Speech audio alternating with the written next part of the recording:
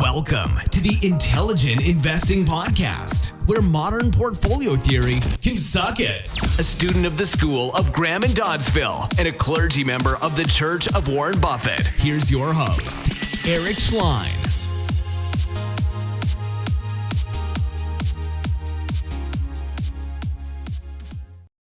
Hi, this is Eric Schleien. You are listening to the Intelligent Investing Podcast. We have Trey Henninger back onto the show. Trey, it's a pleasure to have you back on. Thank you. Glad to get the invite. So what's been new since we last connected on here? So I think the big one that's new for me that I want to talk about is Entercom Communications Corp. Okay. They are an audio broadcasting company that specializes in sports radio. And so you have a big sports gambling push that they're getting a lot of movement on right now. They also have a big podcasting business.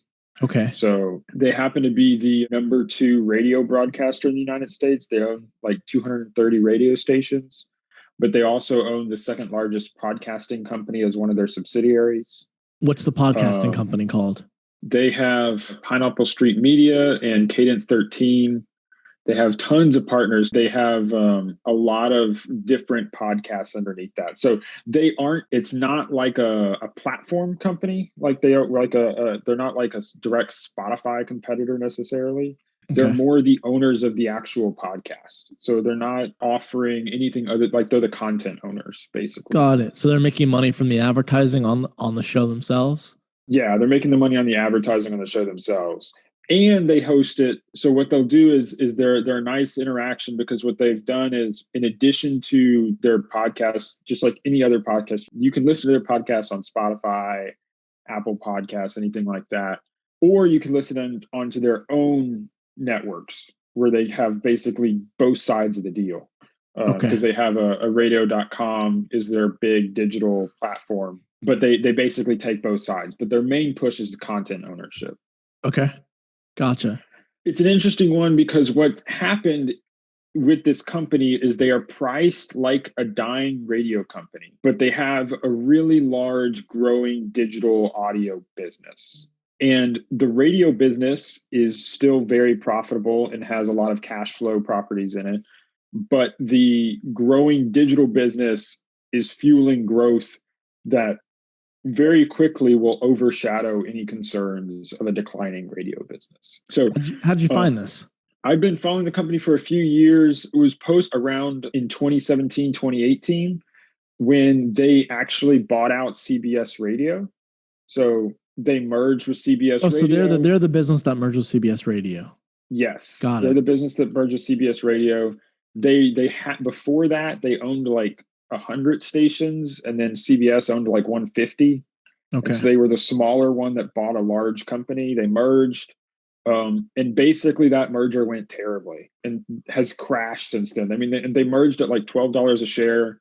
And then in April of 2020, they bottomed at around 80 cents a share. So, I mean, you're talking like 90% stock price drop in the 3-year period up until April 2020.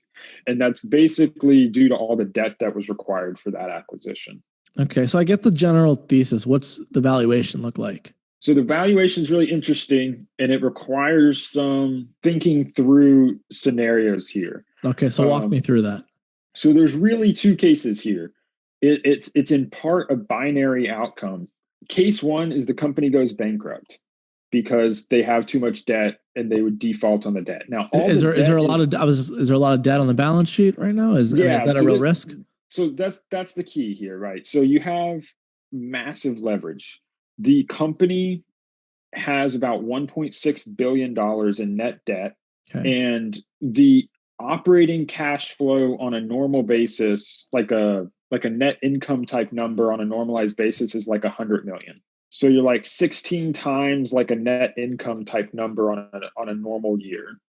But the EBITDA is like 450 million, because the interest rate, the interest payments are huge. And so as the debt's paid down, net income and free cash flow skyrockets over time.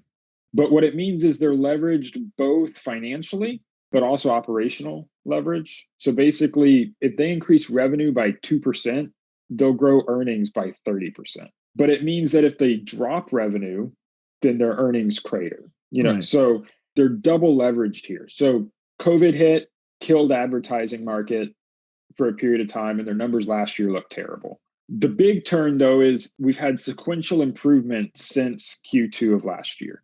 So as things started opening up, everything's been getting better. And what you have now is every quarter going forward is going to look increasingly better. This is like all good news for the next 12 to 18 months. This is just going to look better and better and better. And so the question is, do they default before, they show massive profitability? Yeah. And if they do default, you're talking the equity's worth zero, basically. If they don't default, the equity's worth 10, 20 plus dollars a share, because they're going to start out with like a normalized cash flow around $1 a share, and that's going to quickly grow to $2 a share and beyond. Mm-hmm. Right now, they trade at just below $5 a share. I think it's like $4.66. So if you look through like a PE basis, they're trading at like 4 to 5 times earnings on a normalized operating cash flow. So if they survive, super cheap. And so it just becomes question of will they survive? That's the breakdown, right? Mm-hmm. So let's talk probabilities. Yeah. In April, it looked pretty likely that they would default. And so then I was like, well, you probably have a 20 to 30% chance of default, but they were priced like the default was like 90%. The equity went down to, the company was trading for less than $100 million. And the debt was at 70 cents on the dollar in the debt markets. Well, if you look today, the best way to evaluate what the market thinks about default risk is to look at the debt. The debt's trading above par. So it used to trade at 70 cents on the dollar. Now it's trading at 103 cents on the dollar. So the market of debt holders are telling you the default risk is zero. Well, if the default risk is zero, then the equity is way undervalued, because what you would have is a company that can pay out almost all its cash, or if it pays down debt, that causes massive bottom line growth because of the leverage components here. Right. And so the big risk here is that you would be in a declining business. But as I just said at the beginning, we're set up for good news. Every quarter is going to be sequential improvement. Yeah, and anything that's going to be trading at 3 to 5 times, essentially what you believe is normalized earnings is going to come with some hair or some risk. Yes.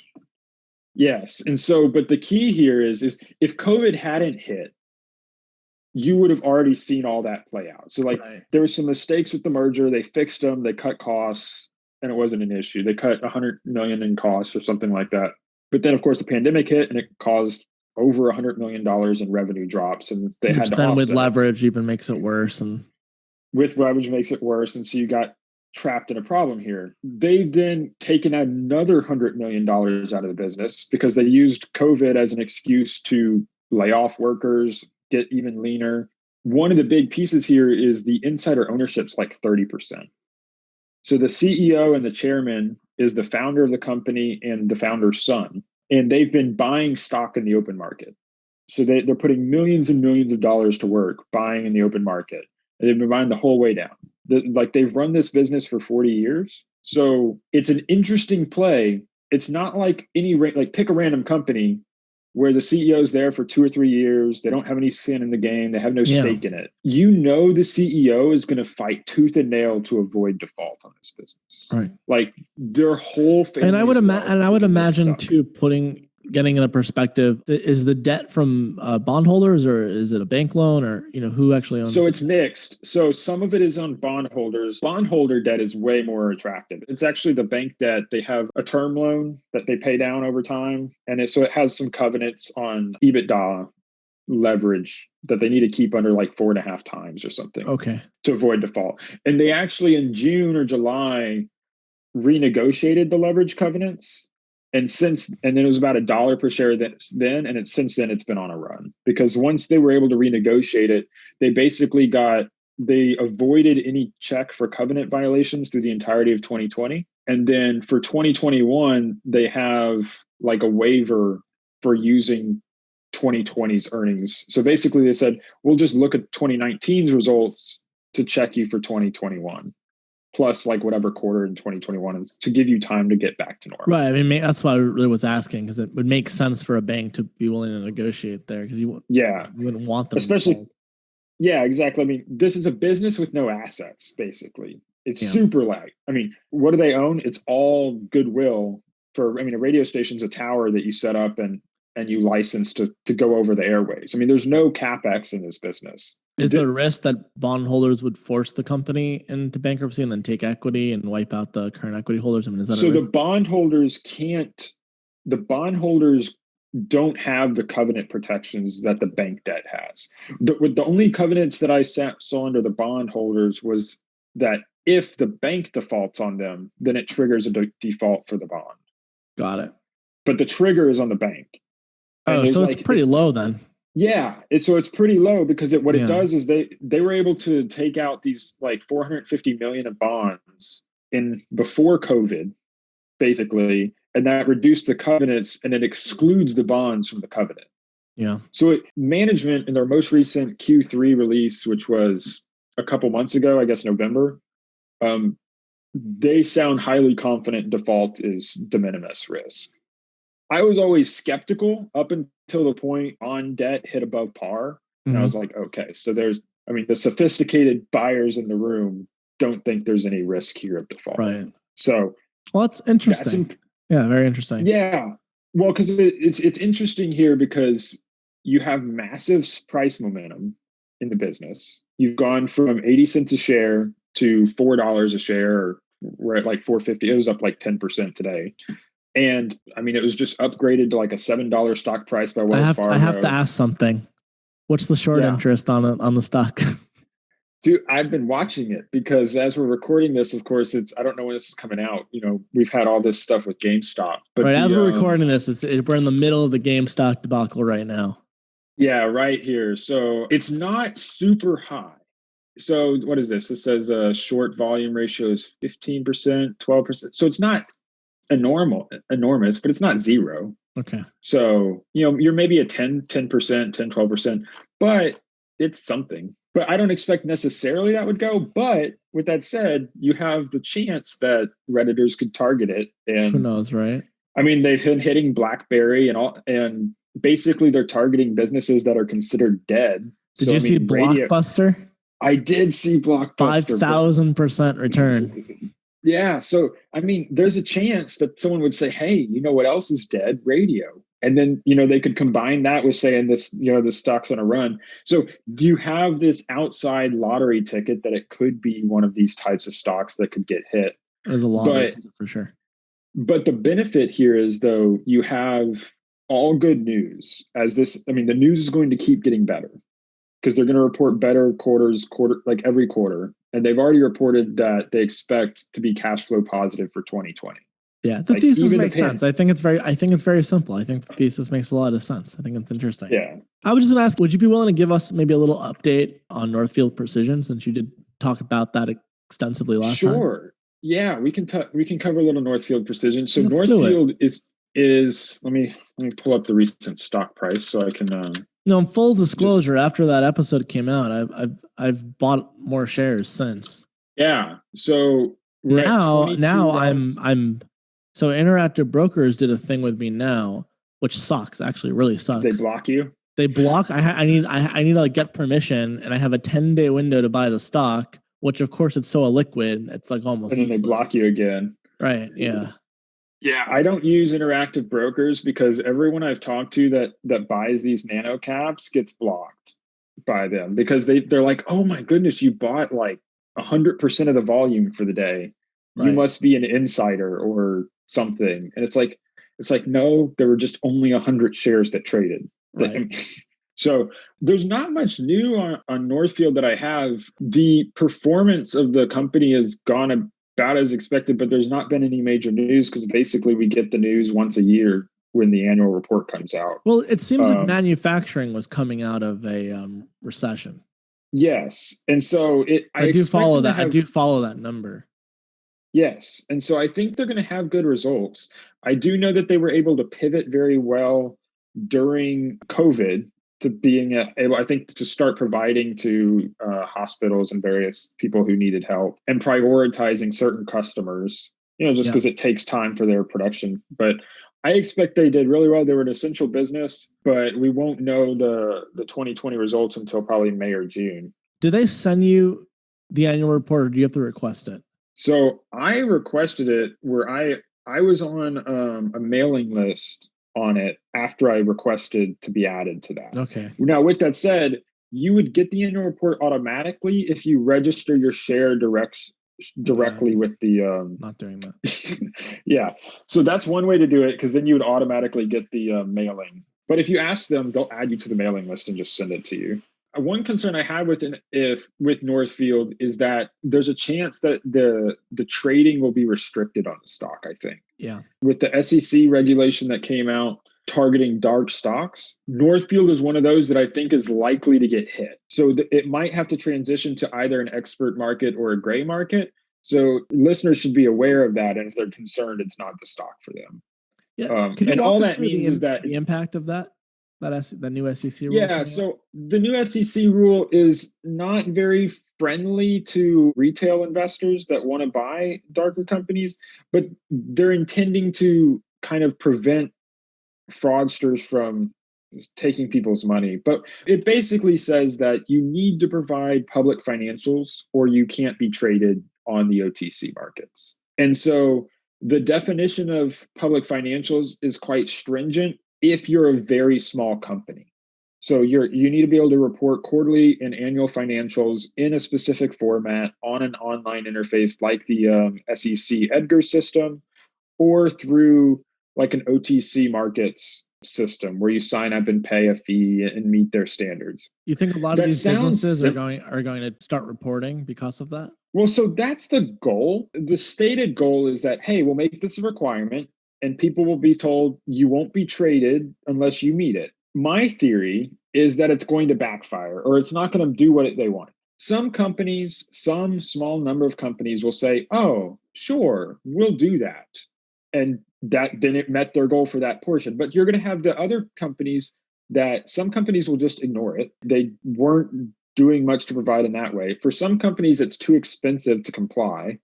And so they're going to be moved off the market. That might apply to Northfield. I did let them know of the ruling, and they said they were going to look into it to try and, basically ask their lawyers and what they needed to do. I don't have any follow-up on that, so I don't have any inside information on what they're doing or not, but they just said they'd look into it. But there's also the problem that if you're actually trying to defraud investors, you will intentionally not comply, because then it makes it easier for you to steal from the company. Totally. Because now you're not traded. And so if someone wants to sell their shares, they're trapped. And so now you can pilfer the company and you don't report financials, and you basically just go disappear into the nether. So I think this sets up a problem where the companies that they're trying to prevent with this are also the companies that are going to refuse to comply and be thrilled that they don't have to be traded. Right. I don't think that applies to NFPIC. I don't think Northfield's one of those types of companies, because I wouldn't have invested if I didn't think they cared. But I do think it's just expensive for really small companies to comply with that. It doesn't mean if they went to the gray market that you couldn't trade their shares. Now, finding a broker willing to let you do it is sometimes hard, but it doesn't mean you can't buy and you can't sell. It just means that you won't be quoted a price. So you won't be able to see what the last trade price is. So right now I can see the last trade price is $22. But if this goes into place in the next 6 months to a year, you might just see Northfield Precision and the ticker and no trade information, which means you put in your bid, someone else puts in their ask, and if they match up, a trade happens. And if there's no match, nothing happens, but you don't know about it. For experts or for people who are really skilled in the area, it could be a good deal because you could get shares at much cheaper prices than you expect. And if you find shareholders, you can see if they're willing to, yes, sell to you. And so for the true Buffett, like early Buffett investors really doing the scuttlebutt and going and finding this stuff, you could make a lot of money if this goes through, it's been approved. So when this goes through, digging through these types of stocks, but I don't like it because I'll be able to get around it and I'll be able to leverage it, but I just think it harms the market. Yeah, I'm with you on that. I'm with you. Well, Trey, this was great. Anything else you think super important before we go? Yeah, I think we covered the basics. Like anything, people need to do their own research, especially on stuff that when part of the sell it is a binary outcome. I mean, I wouldn't own the shares of like Entercom if I didn't think the result was going to be positive. Yeah. But anytime you have leverage, there's risk. As we've seen with GameStop the last week or two, anytime you have leverage, there's also lots of opportunity. So. Totally. Now, for people who want to get in touch with you or learn more about what you do, what's the best way to reach out to you? Best way to reach me is probably through Twitter. You can follow me at Trey Henninger, or you can follow my. Yeah, I have a website, DIYinvesting.org, and you can follow me through that. My email is trey@DIYinvesting.org. I answer questions, anyone interested. And you can also follow my podcast, the DIY Investing Podcast. It's available on all platforms.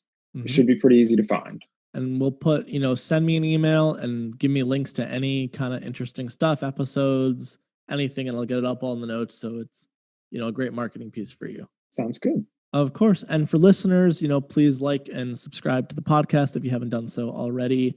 And I have a new podcast that came out, the Eric Schleien podcast, which you can literally just go to ericschleinpodcast.com and check that out as well. Also, my book, Principles of Power, is now on Amazon.